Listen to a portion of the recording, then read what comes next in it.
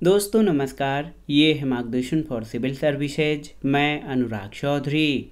दोस्तों आज की वीडियो में आप पढ़ेंगे राजनीति विज्ञान का अत्यंत महत्वपूर्ण टॉपिक राज्य का अर्थ, परिभाषा, राज्य के तत्व तथा राज्य और सरकार और राज्य और राष्ट्र के बीच प्रमुख अंतर के बारे में।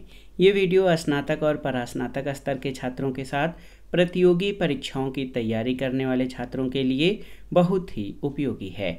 इसमें हम अध्याय को समझने के साथ परीक्षाओं की दृष्टि से महत्वपूर्ण तथ्यों और प्रश्नों को कवर करेंगे जो आपके आगामी परीक्षाओं के लिए बहुत ही उपयोगी हैं। तो आइए शुरू करते हैं।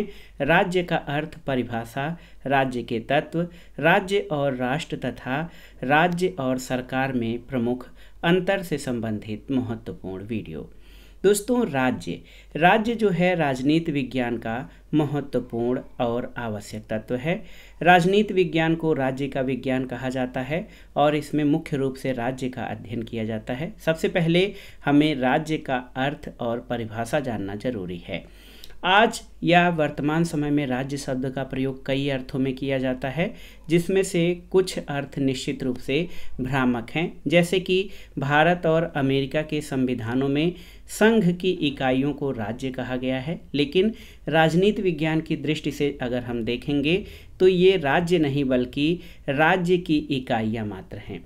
राजनीति विज्ञान में राज्य का प्रयोग विशिष्ट और वैज्ञानिक अर्थ में किया जाता है और इस रूप में हम जो है राज्य के बारे में जानेंगे। सबसे पहले राज्य की परिभाषा के बारे में जानते हैं। दोस्तों जो प्राचीन विचारक हैं वो राज्य के मुख्य रूप से दो लक्षण मानते थे।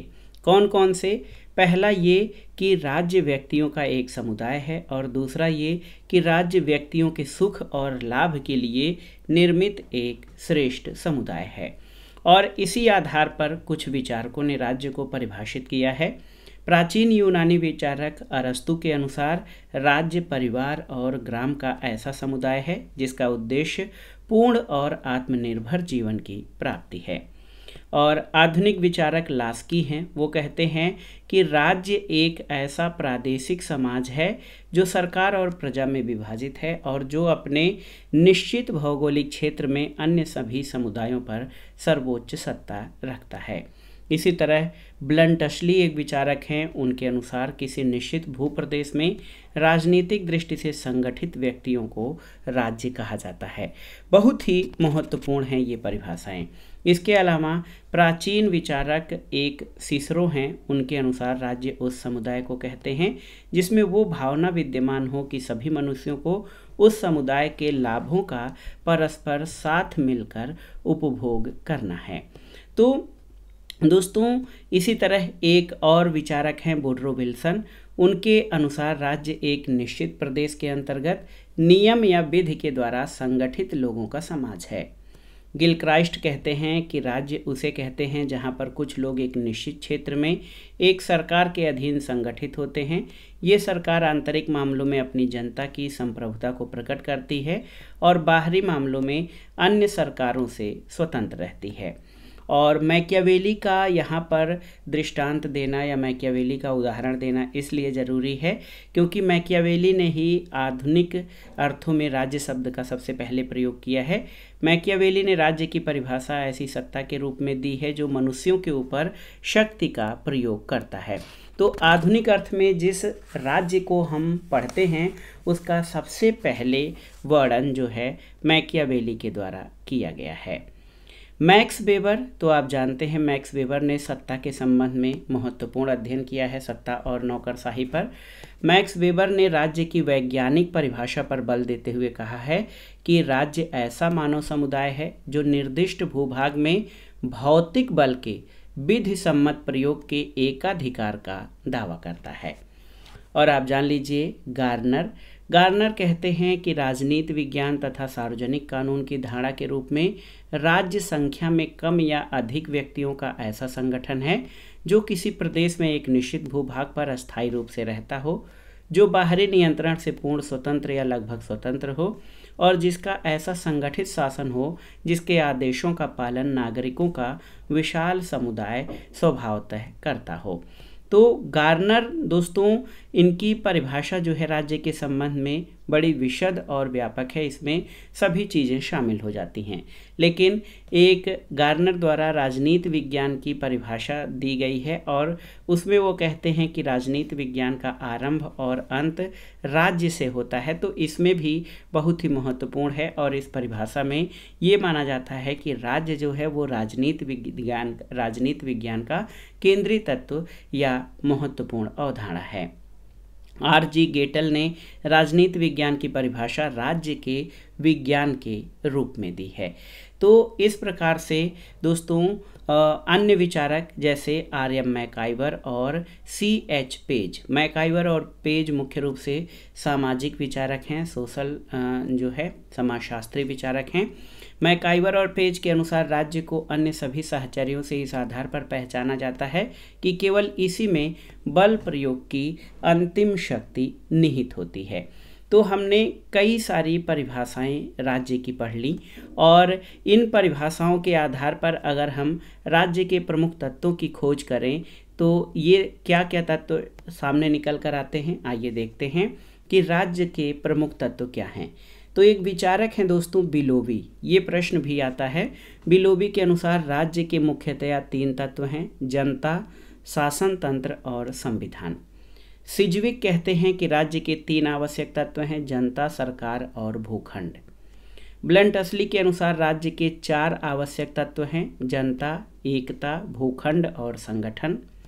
और वर्तमान संबंध में राज्य के तत्व के बारे में गार्नर और गेटेल के विचार को स्वीकार किया जाता है, क्योंकि गार्नर के अनुसार राज्य के 4 आवश्यक तत्व होते हैं, जनसंख्या, प्रदेश, राजनीतिक संगठन और संप्रभुता। यानी जनसंख्या, भूभाग, सरकार और संप्रभुता ये राज्य के 4 सर्वमान्य तत्व होते हैं।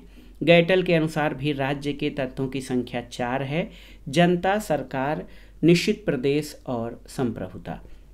दोस्तों वर्तमान समय में सर्वमान्य रूप से राज्य के 4 तत्वों को स्वीकार किया गया है। ये हैं जनसंख्या, निश्चित प्रदेश, सरकार और संप्रभुता। ये राज्य के 4 आवश्यक तत्व हैं। अब थोड़ा सा इनके बारे में जान लेते हैं। जनसंख्या तो आप जान लीजिए दोस्तों, जनसंख्या यानी व्यक्तियों से मिलकर राज्य का निर्माण या गठन हुआ है, इसलिए सभी विद्वान जनसंख्या को राज्य का आवश्यक तत्व मानते हैं और व्यक्तियों से मिलकर राज्य का निर्माण होता है। इसी कारण जो है राज्य के अंतर्गत जनसंख्या सबसे महत्वपूर्ण और आवश्यक तत्व है। जनसंख्या कितनी होनी चाहिए, इस संबंध में विचारकों ने विचार किया है और उस पर भेद भी है। प्लेटो अपनी पुस्तक रिपब्लिक में आदर्श राज्य की जनसंख्या 5040 बताते हैं, जबकि रूसो के अनुसार एक राज्य की जनसंख्या 10,000 होनी चाहिए। अरस्तु ने राज्य के लिए कोई निश्चित जनसंख्या का निर्धारण नहीं किया है, फिर भी वो राज्य के लिए निश्चित जनसंख्या की आवश्यकता को स्वीकार करता है और उसका कहना है कि नागरिकों की चारित्रिक श्रेष्ठता ही एक श्रेष्ठ राज्य का आधार बन सकती है। दोस्तों प्लेटो, रूसो द्वारा जो जनसंख्या की या कितनी जनसंख्या होनी चाहिए इस संबंध में जो विचार है वो बहुत अधिक महत्व का नहीं है, क्योंकि वर्तमान समय में जो राज्य हैं उनका आकार बहुत अधिक बढ़ गया है और बहुत सारी ऐसी चीज़ें हैं जिनका विकास हो गया है। प्रतिनिध्यात्मक शासन और संघ राज्य के लिए जनसंख्या के प्रश्न पर विचार करना कोई बहुत तार्किक नहीं रह गया है। जनसंख्या कितनी होनी चाहिए इससे अधिक महत्वपूर्ण है कि जनसंख्या का गुण या जनसंख्या में जो गुण है, नागरिकों के जो गुण हैं वो किस प्रकार से होने चाहिए। तो राज्य की स्थिरता और सांस्कृतिक संपन्नता के लिए ये जरूरी है कि राज्य के नागरिक शारीरिक, मानसिक और आध्यात्मिक दृष्टि से स्वस्थ हों। और अरस्तु इसी आधार पर कहते हैं कि नागरिकों की चारित्रिक श्रेष्ठता ही श्रेष्ठ राज्य का आधार बन सकती है। दूसरा महत्वपूर्ण तत्व निश्चित प्रदेश होता है, आप जानते भी हैं दोस्तों। निश्चित प्रदेश राज्य का आवश्यक तत्व है। राज्य राजनीतिक रूप से संगठित मनुष्यों का समुदाय होता है और इन लोगों में संगठन स्थापित करने और इसमें शांति व्यवस्था बनाए रखने के लिए लोगों को अस्थायी रूप से एक निश्चित क्षेत्र में रहना अनिवार्य है। मैक्स वेबर ने निश्चित प्रदेश को राज्य का सबसे प्रमुख तत्व माना है। प्लेटो, अरस्तु, रूसो और डी टाकविले आदि विचारक छोटे आकार वाले राज्यों के पक्ष में हैं, जबकि ट्रीटस्के, लॉर्ड एक्टन आदि विचारकों ने विशाल आकार वाले राज्यों का समर्थन किया है। दोस्तों, आप जान लीजिए कि राज्य के भूक्षेत्र में सामान्यतः किन किन चीज़ों को शामिल किया जाता है उसको जानना जरूरी है। तो राज्य के भूक्षेत्र में राज्य की सीमा के अंतर्गत आने वाले भूखंड को शामिल किया जाता है। भूमि का जलीय प्रदेश जैसे नदियां, नहरें, झील इत्यादि, प्रादेशिक जल क्षेत्र जैसे राज्य के समुद्र तटीय क्षेत्र के आसपास का जलीय जीवन और राज्य की सीमा के अंतर्गत आने वाला वायुमंडल, ये सभी राज्य के निश्चित प्रदेश के अंतर्गत शामिल होते हैं। और आप जान लीजिए कि दोस्तों, प्रदेश का किसी राज्य की राजनीति पर महत्वपूर्ण रूप से प्रभाव पड़ता है। कोई प्रदेश अगर खनिज संसाधनों की दृष्टि से संपन्न हो तो उसका विकास, आर्थिक और औद्योगिक विकास तीव्र होगा।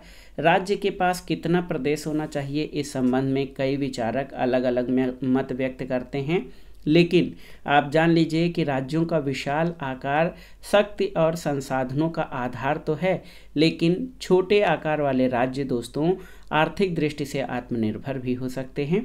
तो राज्य के क्षेत्र के संबंध में इतना ही कहा जा सकता है कि राज्य की जनसंख्या और क्षेत्र में कोई अनुपात जरूर होना चाहिए। यदि दोनों के बीच बहुत अधिक असमानता हुई तो राजनीतिक और आर्थिक अयोग्यताओं से वो राज्य पीड़ित होगा और उसकी प्रगति रुक सकती है।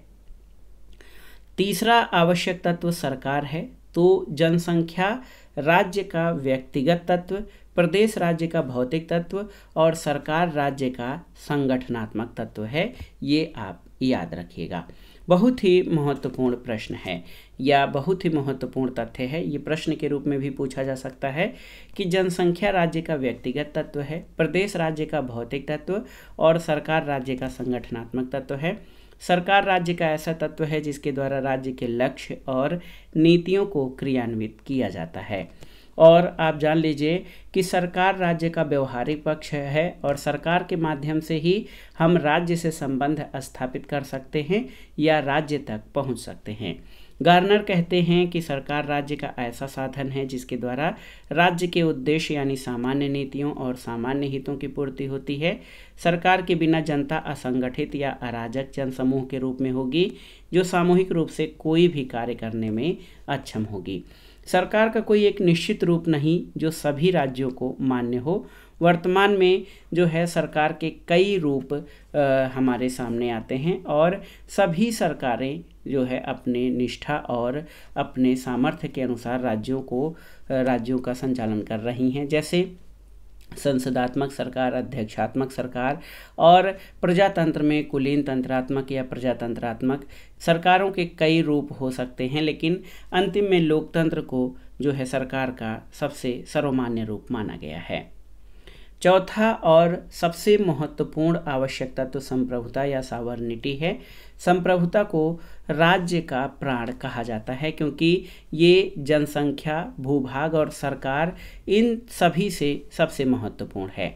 गैटल कहते हैं कि संप्रभुता ही राज्य का वह लक्षण है जो उसे अन्य समुदायों से अलग करता है।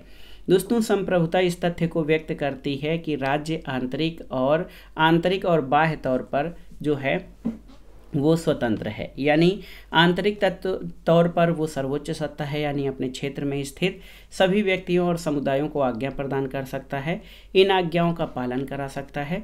इसके अलावा बाह्य संप्रभुता में ये माना जाता है कि वो किसी विदेशी या बाह्य नियंत्रण से मुक्त है, यानी दूसरे राज्यों के साथ अपनी इच्छानुसार संबंध स्थापित कर सकता है।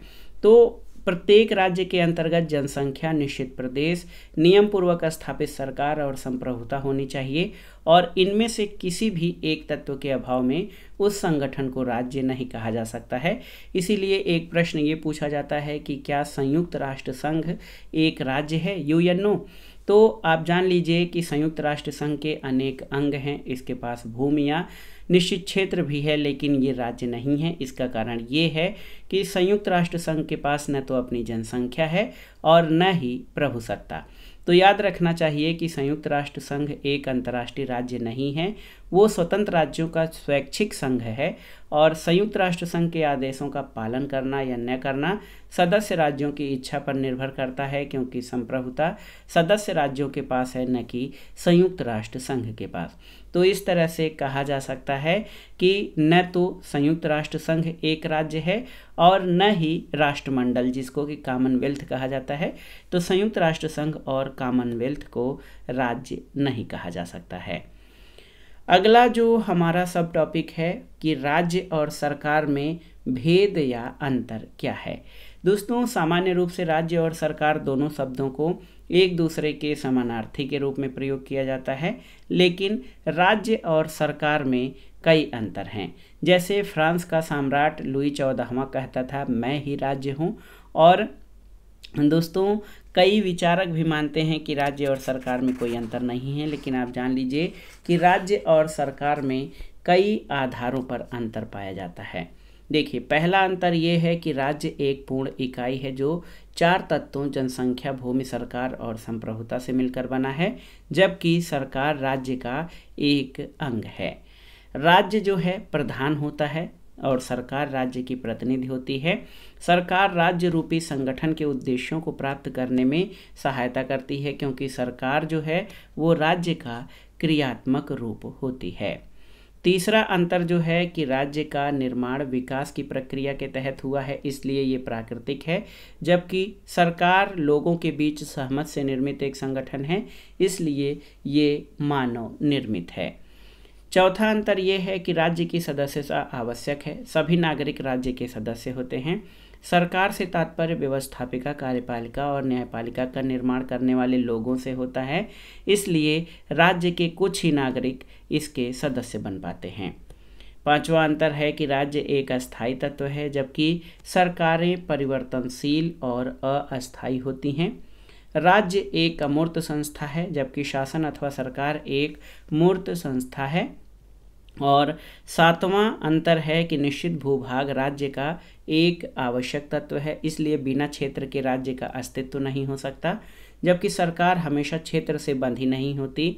इसका अस्तित्व कभी कभी बिना क्षेत्र के भी संभव है। जैसे द्वितीय विश्व युद्ध के बाद जब जर्मनी ने यूरोप के अनेक राज्यों पर विजय प्राप्त कर ली, तो फ्रांस इत्यादि देशों ने दूसरे राज्यों में निर्वासित सरकारें स्थापित की थीं। इसके अलावा जो अगला महत्वपूर्ण अंतर है राज्य और सरकार का, वो ये है कि राज्य में नागरिकों के प्रति जो है, नागरिकों को राज्य के प्रति हमेशा वफादार रहना होता है, इसलिए राज्य का विरोध संभव नहीं है। जबकि सरकार द्वारा त्रुटिपूर्ण कार्य करने पर या जनहित का कार्य न करने पर नागरिकों द्वारा इसकी आलोचना की जा सकती है और शांतिपूर्ण तरीके से सरकार को बदला जा सकता है। अगला और लास्ट अंतर है कि राज्य एक ऐसी संस्था है जिसका सामान्यतः एक ही रूप होता है, जबकि सरकारों के कई रूप हो सकते हैं: अधिनायकवाद, जनतंत्रात्मक, संसदात्मक, अध्यक्षात्मक, संघात्मक और एकात्मक। तो इस तरह से राज्य और सरकार में कई प्रकार के अंतर हैं। पूर्ण और अंग का भेद, प्रकृति का भेद, सदस्यता संबंधी भेद, अस्थायित्व और अस्थायी का भेद, इसके अलावा मूर्त और अमूर्त का भेद, क्षेत्र का भेद, और राज्य का विरोध असंभव है, सरकार का संभव है, और रूप की एकता और अनेकता का भेद। तो ये राज्य और सरकार के भेद हैं। अब एक और टॉपिक बनता है कि राज्य और राष्ट्र यानी स्टेट एंड नेशन में प्रमुख अंतर क्या है, इसको जानना जरूरी है। दोस्तों, राज्य और राष्ट्र में क्या भेद है, इसको हम राज्य और राष्ट्र के बीच प्रमुख अंतरों के बारे में समझ सकते हैं। जिस तरह से राज्य और सरकार का समानार्थी के रूप में प्रयोग किया जाता है, तो उससे कहीं अधिक व्यापक रूप से राज्य और राष्ट्र शब्दों का प्रयोग पर्यायवाची के रूप में किया जाता है। कई बार हम भारत को राष्ट्र या भारत के लिए राष्ट्र शब्द का प्रयोग करते हैं, जबकि वास्तव में हमारा आशय भारत राज्य से होता है। इसी तरह दुनिया के विविध राज्यों के अंतर्राष्ट्रीय संगठन को संयुक्त राष्ट्र संघ का नाम दिया गया है, जबकि अगर पारिभाषिक दृष्टि से देखा जाए तो संगठन का नाम संयुक्त राज्य संघ होना चाहिए था।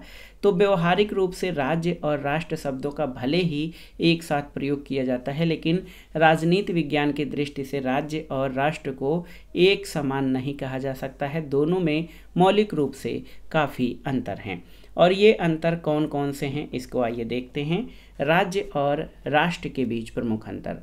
पहला अंतर जो है वो ये है कि राज्य पूर्ण रूपेण एक भौतिक और राजनीतिक व्यवस्था है जिसका उद्देश्य अपने नागरिकों की भौतिक आवश्यकताओं को पूर्ण कर उसके व्यक्तित्व के विकास के लिए आवश्यक परिस्थितियां पैदा करना है। जबकि राष्ट्र एक आध्यात्मिक और मनोवैज्ञानिक संगठन है। इसका आधार राष्ट्र के लोगों के बीच एकता का ऐसा भाव होता है जो अनिवार्य रूप से जो है चेतनात्मक होता है। तो राज्य भौतिक और राजनीतिक संस्था है जबकि राष्ट्र आध्यात्मिक और भावनात्मक संगठन है। राज्य संप्रभुता संपन्न संस्था है, दूसरा अंतर है। राज्य में संप्रभुता होती है जिसका अपने नागरिकों पर पूर्ण अधिकार होता है। वो नागरिकों को आज्ञा दे सकता है और उसका पालन न करने वालों को दंड भी दे सकता है। जबकि राष्ट्र के पास कोई संप्रभु शक्ति या दंड देने की शक्ति नहीं होती, उसके पास केवल नैतिक शक्ति होती है। तीसरा अंतर राज्य और राष्ट्र के बीच में ये है कि राज्य के निश्चित निर्माणकारी तत्व होते हैं जैसे जनसंख्या, सरकार, संप्रभुता और निश्चित भूभाग, जबकि राष्ट्र के निर्माणकारी तत्व निश्चित नहीं हैं, ये परिवर्तनशील होते हैं। जैसे अतीत में जो नस्ल या प्रजाति की एकता थी, धर्म आदि ने राष्ट्र के निर्माण में महत्वपूर्ण भूमिका निभाई है। चौथा अंतर है कि सरकार राज्य का एक अनिवार्य अंग है जबकि राष्ट्र के लिए सरकार जैसे किसी राजनीतिक संगठन की आवश्यकता नहीं होती है। पांचवा अंतर ये है कि राज्य किसी अन्य राज्य के अधीन रहकर अपना अस्तित्व कायम नहीं रख पाता है या नहीं रख सकता है, जबकि राष्ट्र अन्य राज्य के अधीन रहकर भी अपना अस्तित्व कायम रह सकता है।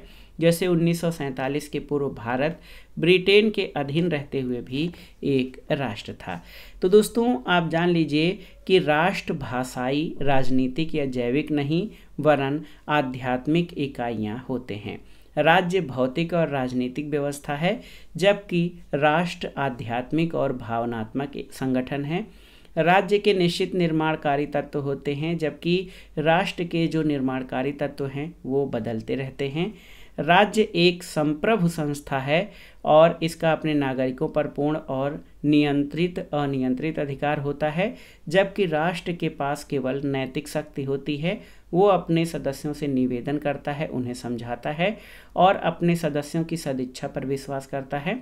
सरकार राज्य का कार्य करने के लिए आवश्यक जो अंग है यह कार्यकारी अंग होता है, लेकिन राष्ट्र के लिए सरकार जैसे किसी राजनीतिक संगठन की आवश्यकता नहीं होती है।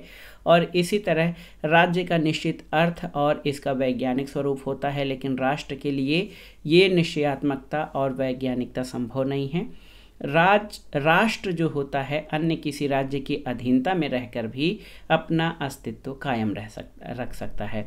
तो दोस्तों अगर हम राजनीति विज्ञान के दृष्टिकोण से देखें तो राष्ट्र और राज्य को समानार्थी या पर्यायवाची के रूप में नहीं, जबकि राज्य और राष्ट्र में आधारभूत अंतर हैं। एक विचारक हैं जिमर्न ने राष्ट्रीयता तथा राज्यत्व के अंतर को स्पष्ट किया है। वो कहता है कि राष्ट्रीयता का संबंध धर्म की भांति चेतना से है, राज्यत्व भौतिक है, राष्ट्रीयता मनोवैज्ञानिक है, राजत्व राजनीतिक है, राष्ट्रीयता मन स्थिति है, राजत्व कानूनी स्थिति है, राष्ट्रीयता आध्यात्मिक संपत्ति है, राजत्व एक अनिवार्य उत्तरदायित्व है, राष्ट्रीयता विचार, भावना और जीवन यापन का एक मार्ग है, राज्यत्व समस्त सभ्यतापूर्ण जीवन दर्शन की एक अविच्छेद्य दशा है। तो इस तरह से राज्य और राष्ट्र में काफ़ी अंतर है, दोनों एक दूसरे के समानार्थी नहीं हैं। तो दोस्तों ये था आज का वीडियो, राजनीति विज्ञान का महत्वपूर्ण टॉपिक राज्य यानी स्टेट, राज्य का अर्थ, परिभाषा, राज्य के आवश्यक तत्व, राज्य और सरकार तथा राज्य और राष्ट्र के बीच प्रमुख अंतर। इस अध्याय के अध्ययन के क्रम में हमने परीक्षाओं की दृष्टि से महत्वपूर्ण तथ्यों, परिभाषाओं को कवर किया है। आप उनको अच्छे से तैयार कर लीजिएगा। वीडियो आपको कैसा लगा हमें कमेंट बॉक्स में ज़रूर बताइएगा। वीडियो को लाइक करें, शेयर करें और इस चैनल मार्गदर्शन फॉर सिविल सर्विसेज को सब्सक्राइब करें। वीडियो देखने के लिए धन्यवाद दोस्तों, नमस्कार।